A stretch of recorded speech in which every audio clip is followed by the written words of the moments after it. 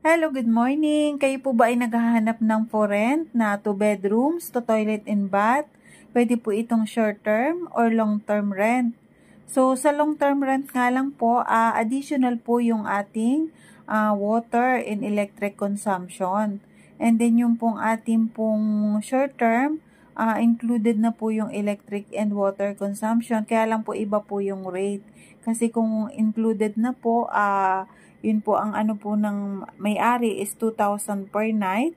And then kung long term naman po is 20,000 per month.